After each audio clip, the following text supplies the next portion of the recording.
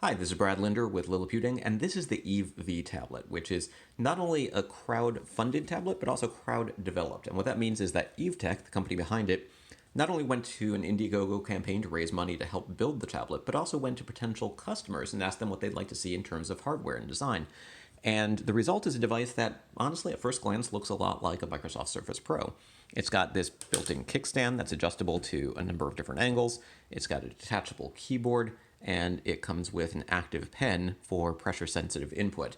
But there are a couple of key differences. So one is that keyboard is Bluetooth, so it can work either when it's connected via pogo pins, or if you connect it as a Bluetooth keyboard, you can type even when it's not plugged in. Keyboard also has a couple of nice little features here, including adjustable backlighting, so there's 7 different color options. And if you prefer one over the other, you can just sort of keep it that way, or you can create function V and change it in different situations. The keyboard also has a couple of weird quirks here. So for instance, the V is like the V logo for the tablet, and instead of backspace, there's a button that says oops.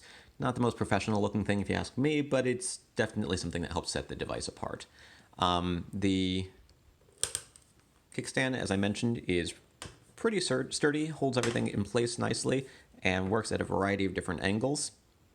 And if we look at some of the functionality or some of the ports here, we've got a 3.5 millimeter audio jack, 2 USB Type-C ports. One is USB 3 and the other is Thunderbolt 3, which is something you don't get on Microsoft Surface tablet. Full-size USB port, and another full-size USB port. There's also these volume buttons here on the back and a fingerprint sensor. The fingerprint sensor is pretty effective, but it's also pretty small, so I do sometimes find that I'll try to sort of put my finger on it and be told that I need to raise or lower my finger or something. It did work just fine that time. So it can be a little bit finicky, but it's also the power button. One complaint I do have about it is that it sort of sits flush with the sides of the device, so it can be a little hard to sort of feel without looking at it. But it's something that over the week or so that I've been testing this device, I did start to get used to.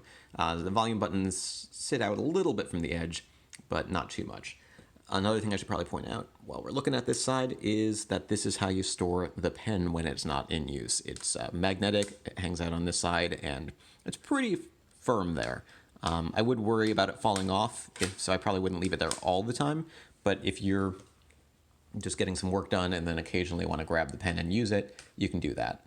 It is a N-Trig Windows Ink certified pen that has a quadruple A battery on the inside, and it does all the things that you would expect a pen to do, including supporting hovering motions and pressure-sensitive input with up to 1,024 levels of pressure sensitivity. Being somebody with relatively awful handwriting, I'm not going to subject you to watching me try to write or draw with this thing, but it does come in handy when you want to do things like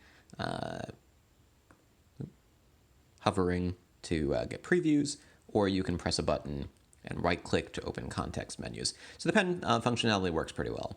The tablet has a starting price of about $799, and that gets you some pretty nice basic hardware, including everything that I mentioned before. There's a 2 megapixel front camera, a 5 megapixel rear camera, some really surprisingly decent speakers that sound pretty loud, pretty clear, and even have a little bit of bass to them. Not a lot, but a little bit. Dual microphones. And at $799, you get a device with a Core M3 processor, which is a low-power processor that helps this device be relatively energy efficient and relatively cool. It keeps it from overheating pretty easily. You can pay more than $799 if you want more memory, more storage, and a faster processor. This particular model was loaned to me by Eve Tech for purposes of review, and it features a Core M7 7Y75 processor, which is the top-of-the-line Y series processor. It's in the same family as the Core M3. It's not as powerful as the processor that you would get with, say, a top-of-the-line Surface Pro tablet, but it sort of splits the difference between performance and battery life and allows for passive cooling, among other things. So it's, in terms of day-to-day performance, it works pretty well.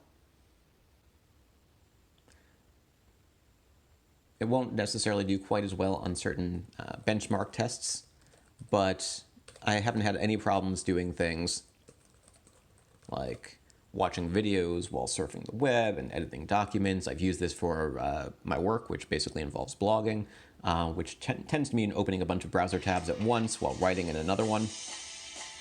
Video playback looks pretty good. And the viewing angles are pretty nice.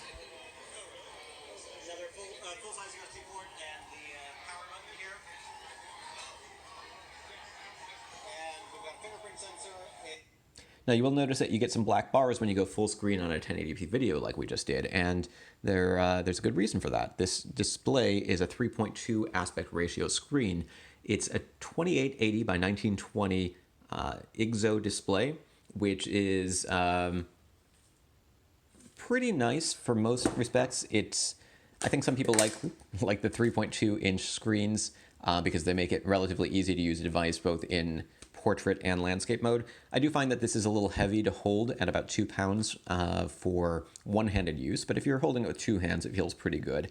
And I mean, my preference is for a smaller tablet if you're going to use something for, say, web surfing or reading a book. But it is nice to be able to sort of detach the keyboard, prop it up, and maybe watch some videos. So I've used it for Netflix, I've used it for work, I've used it for some light gaming as well. So I will point out that I've tried a couple of different games on here, including Telltale's Walking Dead, StarCraft 2, StarCraft 1, and Luminosidea, which I'll go ahead and load right now. If I can get that to load. In terms of performance, it works pretty great with older games like the original StarCraft, which, to be fair, is about 20 years old at this point, so it's not surprising that it works okay. Let's go ahead and crank that down a little bit.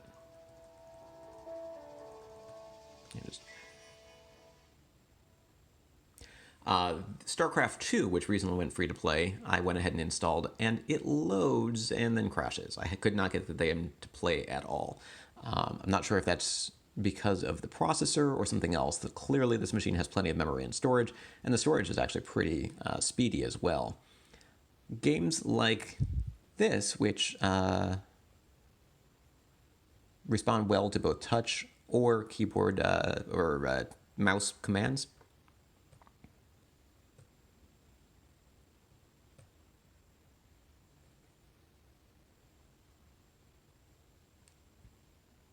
are pretty easy to play. So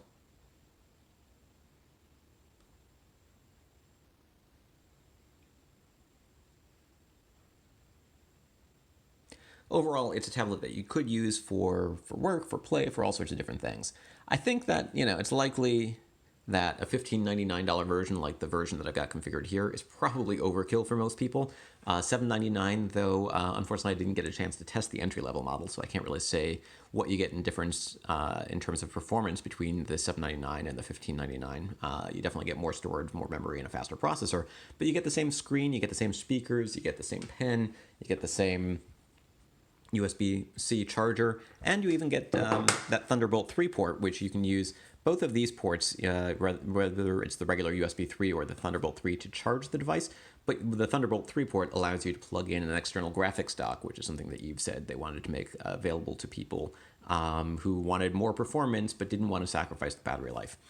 In terms of battery life, Eve says you should be able to get around 8 hours. I found that when I'm using it for heavy web browsing and web work, I get more like 5 or 6 hours of battery life. But you can extend that depending on what it is that you're doing. You probably get less with some heavy-duty gaming, to the extent that you can do heavy-duty gaming on a Y-series processor, and you would get more, I think, if you were just doing something like watching video.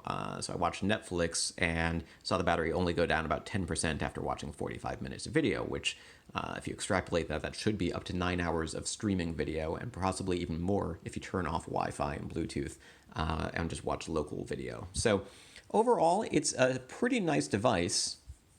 The keyboard sort of, covers it and protects it. The keyboard, I should also mention, has this sort of fabric finish.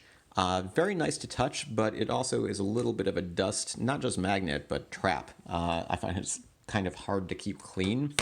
And living in a house with 3 cats, there's plenty of dust and cat hair in the house. The fingerprint sensor is a nice feature to have. The kickstand works pretty well. like a lot of devices in this category, I find it a little bit difficult to use on your lap if you want to use it as a laptop, because it's a little kind of tricky to balance something that has this sort of 3-point system.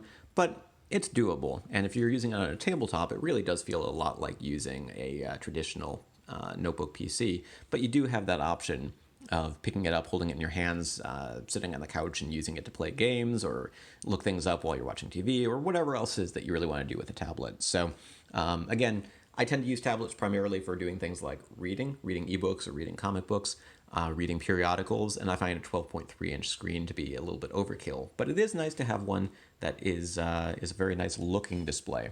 I should also point out that this is at 200% scaling, because if you went into the display settings, all right,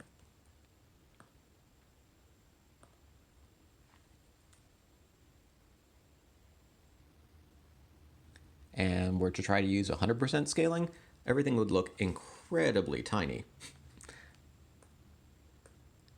If you need a little bit more sort of room on your screen, you could go to maybe 175 or 150. I think that that's perfectly doable.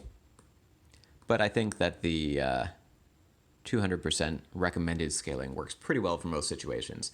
I do like to have sort of two side-by-side windows, and I think 175 works a little bit better for being able to fit sort of full-size content when I'm looking at two different web pages.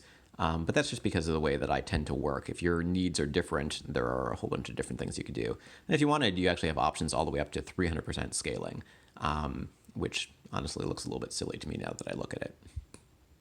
Let's go back to 200. So that is a quick look at the Eve V tablet. It's a nice little device that I think for $7.99 and up is definitely worth considering if you're looking for a 2-in-1 tablet in this category. Has a couple of features that you won't find on a Microsoft Surface. And even though it comes from a company that is less well known than Microsoft, the fact that they're sort of making a selling point out of the fact that they listen to their community is intriguing, if nothing else. It's limited supply, so you might have to keep an eye out for flash sales in order to get your hands on one of these. The first units are going to go to backers of the Indiegogo crowdfunding campaign, and in December there should be more units available. This review is coming out in November of 2017, and I'm looking at one of the first pre-production units that Eve was able to send me. So again, at $7.99 and up, definitely worth considering. $15.99, I'm just not entirely sure that this is the right sort of device for me. I do think that the performance is pretty good. You can check out some benchmark scores and other details at liliputing.com in the written review for this device. But I think it's a little bit overkill to get 512 gigabytes of solid-state storage on a device, unless it's going to be your only computer. If this is going to replace your primary laptop or desktop computer, then maybe it's worth considering at that price. But I think you might want something with slightly better performance if you do a lot of heavy work at home. If you want something that's for primarily document editing, web browsing, and the like, you can definitely do that on this device. And it's really when it comes to things like audio or video editing or gaming or other sort of more resource-intensive tasks that I think that you would probably run into difficulties. But it works pretty well as a general-purpose computer, and it does some things that you wouldn't be able to do on, say, an iPad Pro, because it does have the full Windows 10 operating system with support for pretty much anything that you can do on a normal PC. So this is the Eve V tablet. This is Brad Linder from Liliputing, and again, you can find more details at liliputing.com.